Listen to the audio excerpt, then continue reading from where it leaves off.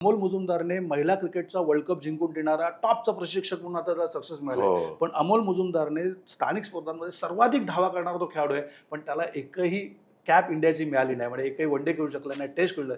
तर हे दुर्दैव आहे. म्हणजे भुवनेश्वरला किमान कॅप तरी मिळाली. पण हां. असं आणि मला आठवतंय मी सांगतो तुला, मी सोलापूरला होतो एके दिवशी आणि सोलापूरला रणजीची मॅच होती मुंबई वर्सेस महाराष्ट्र आणि त्या मॅचला विनोद कांबळी आणि अमोल मुजुमदार खेळायला आले होते आणि दोघांनी 300च्या वर धावा केल्या होत्या. दोघांनी हो. त्रिशतकी खेळी केली होती आणि तो जो सोलापूरमध्ये आपल्या सोलापूरच्या स्टेडियम महाराष्ट्राच्या विरोधात होती की काय मुंबई? महाराष्ट्र विरुद्ध मुंबई. हो. आणि तुला सांगतो मी अमोल मुजुमदारचं माझ्या माहितीप्रमाणे डबल सेंचुरी झाली होती आणि विनोद कांबळीने ट्रिपल सेंचुरी मारली होती. विनोद कांबळी पूर्ण अवकाशयान, म्हणजे त्याचे बॉल जे ते बॅटला लागलं डायरेक्ट सिक्सर फोर. आणि अमोल मुजुमदारने जे सेंचुरी मारले होते हार्डली तुला एकाच सिक्सर किंवा एकाच फोर मिळेल.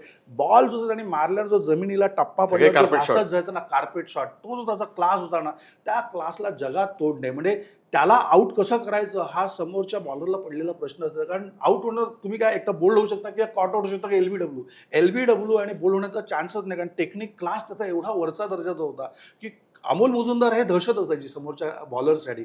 पण असा खेळाडू नाही खेळू शकला टीम इंडियासाठी. तर थोडासा नशिबाचा भाव असतो. Cricket is a game of chance. ज्याला चान्स मिळतो ना, मौके पे चौका जो मारू शकतो तो स्टार होऊ शकतो. जो जीता वही सिकंदर. जो जीता वही सिकंदर.